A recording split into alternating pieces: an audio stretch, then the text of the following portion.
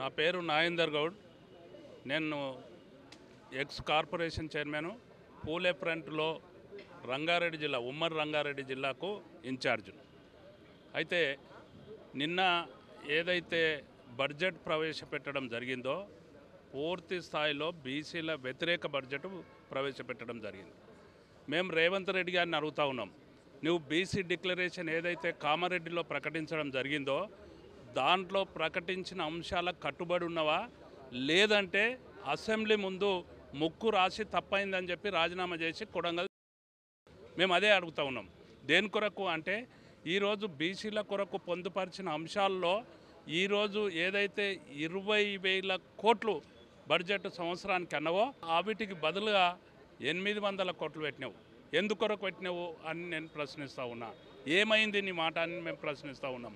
ఈరోజు అనేకమైన బీసీ కులాలకు నీవు కార్పొరేషన్లు అన్నావు, బడ్జెట్లో ఎక్కడ కూడా లేదు. అదేవిధంగా ఎంబీసీల కొరకు నువ్వు ఏదైతే మంత్రిత్వ శాఖ అన్నావు దాని కొరకు కూడా లేదు. అదేవిధంగా ఏదైతే పూలే గారి సప్లాన్ నువ్వు ప్రకటిస్తానవో, చట్టబద్ధత చేసి ప్రకటిస్తానవో అది కూడా లేదు. అందుకే నేను ఏమంటా ఉన్నా అంటే రాజకీయంగా బీసీలను అందరినీ కూడా అధికారంలోకి తీసుకొస్తాను. 23,000 చిల్లర ప్రజాప్రతినిధులను చేస్తాను. ఇప్పుడు ఏదైతే రాజ్యసభలో వచ్చిన 3 సీట్లు వచ్చినాయో నీ పార్టీకి ఎన్ని వస్తాయో ఎవరెవరికి ప్రకటిస్తావు?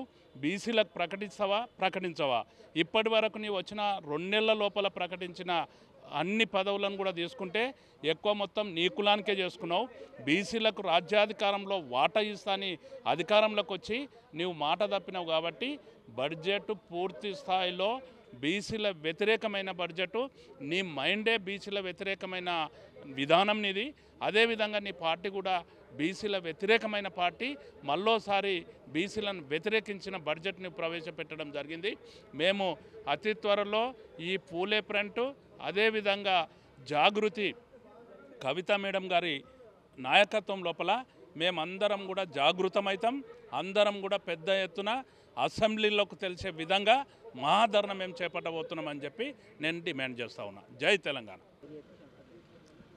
నా పేరు ఆలకుంట హరి, యునైటెడ్ పూలే ఫ్రంట్ తెలంగాణ రాష్ట్ర యువజన విభాగానికి కన్వీనర్గా వ్యవహరిస్తున్నాను. నిన్న ప్రవేశపెట్టిన తెలంగాణ బడ్జెట్లో బీసీల ఘోరమైన అన్యాయం జరిగింది. ఎందుకంటే గతంలో సిఎల్పి లీడర్గా ఉన్న డిప్యూటీ సీఎం గారు బట్టి విక్రమార్క గారు ఈరోజు ఆర్థిక మంత్రిగా ఉన్నారు. ఆయన ఉండి కూడా ఆ రోజు ప్రతిపక్షంలో ఉండి నువ్వు ఏవేవి అయితే అడిగినవో ఈరోజు అవన్నీ మీ కళ్ళకు కనిపించలేదా? ఇప్పుడు గవర్నర్ ప్రసంగంలో కులగణన చేద్దామని చెప్పారు, కానీ దీంట్లో బడ్జెట్లో మాత్రం కులగణన కోసము ఎలాంటిది కూడా బడ్జెట్ కేటాయించలేదు. ఇది ఏ విధంగా చేస్తారు? రేపు రాబోయే స్థానిక సంస్థ ఎలక్షన్లో 42% ఏ విధంగా ఇస్తారని చెప్పేసి ఈరోజు మీడియా ముఖంగా మేము సూటిగా ప్రశ్నిస్తున్నాం. కావున మరొకసారి అసెంబ్లీలో ఉన్న తెలంగాణ రాష్ట్రంలో ఉన్న కాంగ్రెస్ పార్టీలో ఉన్న బీసీ ఎమ్మెల్యేలు కానీ బీసీ మంత్రులు కానీ మళ్ళొకసారి బడ్జెట్ మీద పునరాలోచించి బీసీలకు న్యాయం జరిగే విధంగా చేయాలని కోరుకుంటున్నాను.